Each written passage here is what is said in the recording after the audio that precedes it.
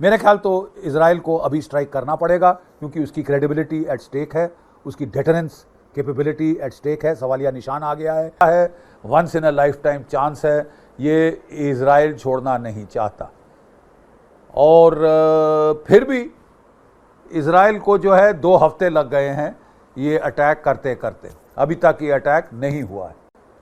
बहुत देर से इजराइल कह रहा है कि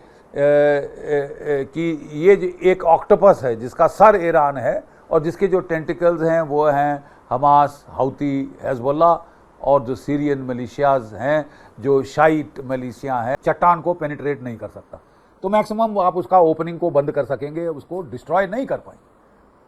वो डिस्ट्रॉय करने के लिए अमेरिका को बीच में हस्तक्षेप करना पड़ेगा अपने B-2 बॉम्बर से, मदर ऑफ ऑल बॉम्ब्स, जो कि GBU 79 पेनिट्रेटर है, जो कि 100 फुट रॉक में जा सकता है, उसका इस्तेमाल करना पड़ेगा। इजराइल के पास बॉम्बर नहीं, केवल फाइटर है, तो वो नहीं कर सकता। तो इसके लिए वो जिसको कहते हैं कि मजबूरी का नाम महात्मा गांधी, कि आप इसको जब नहीं पूरा डिस्ट्रॉय कर सकते अमेरिका के बगैर, तो इसको तो हाथ ने कह दिया कि साहब अगर आपने हमारे एक्सपोर्ट टर्मिनल को हाथ लगाया, जो 36 अरब डॉलर जहां से हमको सालाना मिलते हैं, तो साहब आप समझ लीजिए कि हम सऊदी अरेबिया, ओमान, मुस्कात, पूरी मिडिल ईस्ट की ऑयल में आग लगा देंगे। हम इजराइल के ऊपर भी जो उनकी रिफाइनरीज है उनको आग लगा देंगे, उनके वाटर सैलिनेशन प्लांट्स को टारगेट करेंगे, सिविलियन इंफ्रास्ट्रक्चर को टारगेट करेंगे, क्योंकि फिर ऑल बेट्स आर ऑफ। तो इसके चलते ये साफ जाहिर है कि अब अमेरिका बहुत दबाव, तभी 2 हफ्ते लग गए ये स्ट्राइक को होते होते।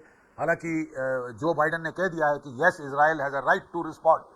वालेकुम दोस्तों, इसराइल एक दुनिया का सबसे ज्यादा बुजदिल और दोस्तों सबसे ज्यादा नखट्टू मुल्क है, क्योंकि वो हमेशा उस मुल्क पर हमला करता है, ना ही जिसके पास एयरफोर्स हो, ना ही जिसका बेहतरीन जबरदस्त किस्म का मिसाइल प्रोग्राम हो। देखिए कि उसने गाजा पर हमला कर दिया, उसके पास कुछ भी नहीं था दोस्तों, सिर्फ और सिर्फ मुजाहिदीन है जिनके पास थोड़ा बहुत असला मौजूद है। इसके अलावा लेबनान पर हमला किया, और लेबनान पर आपको पता है उनकी भी एयरफोर्स नहीं है, ना ही कोई अच्छी किस्म की नेवी है, बस वही मुजाहिदीन वाला सिस्टम है दोस्तों जो आपको गाजा में देखने को मिलेगा। लेकिन ईरान में अगर हमला करता है, ईरान के अगर पोर्ट्स या फिर न्यूक्लियर प्रोग्राम या फिर इंफ्रास्ट्रक्चर को डैमेज करता है, तो वो ईरान पलटवार करता है बड़े जबरदस्त हैवी मिसाइल से। उसके अलावा ईरान पलटवार करता है अपने एयर डिफेंस सिस्टम और अपनी एयरफोर्स से। तो इसराइल को ईरान आराम से निपटा कर छोड़ देगा दोस्तों। एक तो इसराइल अगर ईरान पर हमला करता है तो उसे बहुत बड़ी मुश्किलात का सामना करना पड़ता है। बीच में बहुत से ममालिक आते हैं जो कभी भी इसराइल को अलाउ ही नहीं करते कि वो उनकी एयर स्पेस को यूज करके ईरान तक पहुंच जाए। ईरान को ये सारे ममालिक अलाउ करते हैं। सऊदी अरब का सवाल है तो सऊदी अरब ने भी हिजबुल्लाह के लिए इमदाद भेजकर ये बता दिया है कि वो किस साइड पर है, वो भी मुसलमानों का ही साथ देगा, नहीं कि यहूदियों का। इसलिए दोस्तों अब ईरान के खिलाफ इसराइल 2 हफ्ते होने के बावजूद कोई स्ट्राइक नहीं कर पाया। और ये यहूदी लोग होते ही ऐसे हैं दोस्तों, हमेशा कमजोर को मारते हैं, लेकिन अगर आप खड़े हो जाए तो ये लोग दुम दबाकर भागते हैं, जैसा कि इन्होंने खैबर में किया था। क्यों नहीं हुआ है? क्योंकि रसाकशी चल रही है, जैसे मैंने बताया, अमेरिका और इजराइल के बीच में, कि क्या टारगेट इजराइल स्ट्राइक कर सकता है, कितनी ताकत से स्ट्राइक कर सकता है, कब करेगा, ये तो अब इजराइल के ऊपर मुनस्सर है। मैं लेकिन आपको याद दिलाना चाहता हूं कि सन 2022 में इजराइल ने फुल स्केल रिहर्सल करी थी ऑपरेशन चैरियट्स ऑफ फायर के तहत। उन्होंने साइप्रस के ऊपर अटैक स्टिमुलेट किए थे। साइप्रस उस विपरीत दिशा में है, लेकिन फासला तकरीबन उतना ही है जितना कि ईरान का फासला इजराइल से है। तो उन्होंने पूरी air to air refuelling practice करते हुए इजराइल ने साइप्रस के एयर बेसिस के ऊपर ये फुल स्केल रिहर्सल कर चुका है इजराइल ईरान के ऊपर हमले की। मतलब तैयारी बहुत पहले से है। इजरायली मीडिया जेरूसलम में कह रहा है कि उन्होंने कई सारे हथियार खासकर डेवलप किए हुए हैं ईरान को नॉकआउट ब्लो देने के लिए जब भी मौका मिले। इसके चलते वो साइबर वॉरफेयर के स्टुटनेक्स वायरस का तो सबने इस्तेमाल देखा ही है, तो वो साइबर वॉरफेयर के आले उनके पास हैं, मोसाद के पास हैं। उसके अलावा वो कह रहे हैं कि उन्होंने मिसाइल्स का इजाद किया है। ऐसे मिसाइल्स, ज़्यादातर उनके मिसाइल तो न्यूक्लियर डेटरेंस के लिए हैं, लेकिन मिसाइल्स का इजाद किया है जिसमें कन्वेंशनल वॉरहेड से वो ईरानियन टारगेट्स हिट कर सकता है। और उसके अलावा एयर पावर का तो मसला है ही है। इजराइल को उम्मीद थी कि उसको अमेरिका का सपोर्ट मिलेगा इस पलटवार में, इस हमले में, लेकिन इलेक्शंस के चलते जो बाइडेन साहब ने साफ मना कर दिया है कि आप न्यूक्लियर वेपन साइट्स को ना ही टारगेट करेंगे, आप पेट्रोकेमिकल साइट्स को नहीं टारगेट करेंगे। देखा जाए तो सबसे ज़रूरी टारगेट इजराइल के लिए एग्जिस्टेंशियल थ्रेट जो है वो ईरान का न्यूक्लियर प्रोग्राम है।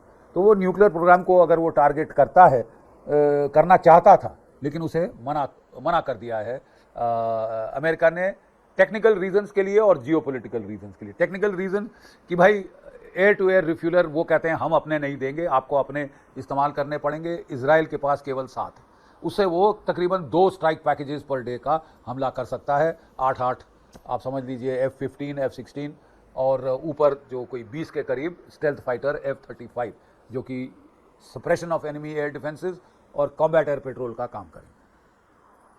अब साहब बात यह है कि ये आप टारगेट पे पहुंच भी जाएं, लेकिन ये टारगेट ये जो फोर्स लेवल है ये मैक्सिमम 1 या 2 न्यूक्लियर फैसिलिटी को स्ट्राइक कर सकता है। यूरेनियम एनरिचमेंट प्लांट्स फौदरॉ के, नतान्स के, इस्फहान के, ये तो गहरे उन्होंने पहाड़ों में डाले हुए हैं। तो जो बंकर बस्टिंग बॉम्ब्स हैं इजराइल के पास जिससे उन्होंने हसन नसरल्ला को मारा, वो तो साहब वो GBU-39 जो है वो ये पहाड़ों को पेनिट्रेट नहीं कर सकता, 100 फीट रॉक चट्टान को पेनिट्रेट नहीं कर सकता। तो मैक्सिमम आप उसका ओपनिंग को बंद कर सकेंगे, उसको डिस्ट्रॉय नहीं कर पाएंगे।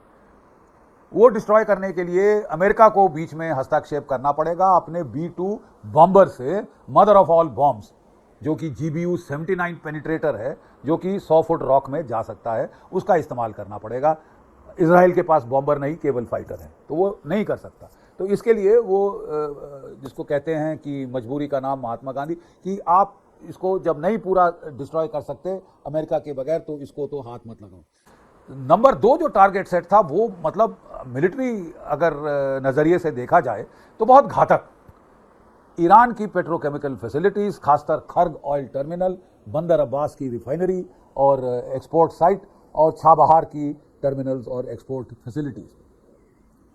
लेकिन ये भी आउट ऑफ कंसिडरेशन हो गए हैं, क्योंकि अमेरिका ने कह दिया है और ईरान ने कह दिया है कि साहब अगर आपने हमारे एक्सपोर्ट टर्मिनल को हाथ लगाया, जो 36 अरब डॉलर जहां से हमको सालाना मिलते हैं, तो साहब आप समझ लीजिए कि हम सऊदी अरेबिया, ओमान, मुस्कात, पूरी मिडिल ईस्ट की ऑयल में आग लगा देंगे। हम इजराइल के ऊपर भी जो उनकी रिफाइनरीज है उनको आग लगा देंगे, उनके वाटर सैलिनेशन प्लांट्स को टारगेट करेंगे, सिविलियन इंफ्रास्ट्रक्चर को टारगेट करेंगे, क्योंकि फिर ऑल बेट्स आर ऑफ। तो इसके चलते ये साफ जाहिर है कि अब अमेरिका बहुत दबाव, तभी 2 हफ्ते लग गए ये स्ट्राइक को होते होते। हालांकि जो बाइडेन ने कह दिया है कि yes, Israel has a right to respond, right to retaliate, लेकिन नो न्यूक्लियर, नो पेट्रोकेमिकल। और पेट्रोकेमिकल में भी 2 सेट हैं टारगेट, एक तो जो एक्सपोर्ट का है जो कि वाकई इकोनॉमी को नुकसान पहुंचाएगा, दूसरा है नेचुरल गैस फैसिलिटी जो कि वो अपने देश के अंदर इस्तेमाल करते हैं, डोमेस्टिक इस्तेमाल करते हैं। उनको भी जो है अगर हिट पहुंचाई जाए, नुकसान हो सकता है, लेकिन ये कहना कि तबाही हो जाएगी पूरी, नेचुरल गैस फैसिलिटीज़ बहुत स्प्रेड आउट है, तो इतना वो भी इतना आसान टारगेट सेट नहीं है, लेकिन अमेरिका ने मना कर दिया है। तो क्या टारगेट सेट अटैक होते दिखेंगे हमको अगर इजराइल 1, 2, 3, 4 दिन में हमला करता है? सबसे पहले पॉलिटिकल लीडरशिप, खमैनी। अगर वो खमैनी को नसरल्ला जैसे असैसिनेट कर दें, मार डालें बंकर बस्टिंग बॉम्ब से, तो उम्मीद है कि वहाँ पे ईरान के अंदर एक विद्रोह हो सकता है। जो जनता जो नाराज़ है आयतुल्लाह से, हार्ड लाइन रिजीम से, वो शायद बगावत कर सकती है, ये उम्मीद है, और बगावत की कोशिश भी कराई जाएगी। Second, Iranian revolutionary guard core को हिट किया जाएगा। और तीसरा, उनके जो यूनिट्स और उनके जो एयर बेसिस को हिट किया जाएगा। और surface to air missiles, air defence surface to air missile, ये ख़ास टारगेट्स होंगे इजराइल के, जिसमें कि बवार 373 surface to air missile 300 kilometre range के, ये अमेरिकन पेट्रियट की कॉपी है जो ईरान ने खुद बनाई है। S-300 मिसाइल जो 200 किलोमीटर रेंज के हैं, रूस ने सप्लाई किए हैं। S-400 मिसाइल्स जो कि 400 किलोमीटर तक डिटेक्शन और 360 किलोमीटर तक ध्वस्त कर सकते हैं टारगेट्स को। ये जो है इजराइल इनके ऊपर स्ट्राइक करेगा, करना पड़ेगा, ताकि तभी रास्ता खुलेगा अगर वो आगे स्ट्राइक्स करना चाहता है। इसके अलावा जो कि एक ज़रूरी टारगेट सेट है जो कि अमेरिका अलाउ कर देगा और कर दिया है शायद, और वो है मिसाइल प्रोडक्शन फैसिलिटीज़ जो कि मोदारेसा और खोजिर ये 2 साइट्स हैं जहाँ के missile production facilities, testing facilities, experimental facilities और प्रोडक्शन फैसिलिटीज़ हैं यहाँ पे। इनमें भी मोदासिर जो है वो ज़्यादा कॉन्सेंट्रेटेड टारगेट है, और दूसरी टारगेट खोजार की जो है वो बहुत फैली हुई है। तो ये टारगेट्स हम हिट होती देख सकते हैं। इजराइल के हमले के जवाब में ईरान क्या करेगा?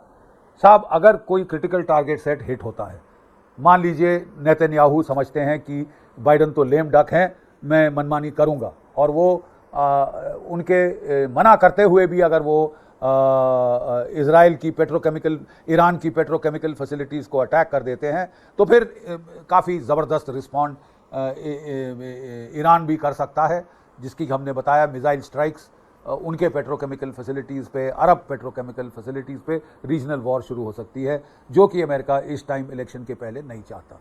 3 टाइम विंडोज़ हैं, प्री इलेक्शन, पोस्ट इलेक्शन, लेकिन नई सरकार के चार्ज लेने के पहले, जो कि जनवरी 2025 में होगा, और एक तीसरा 2025 जनवरी के बाद, जब नई सरकार आ जाती है।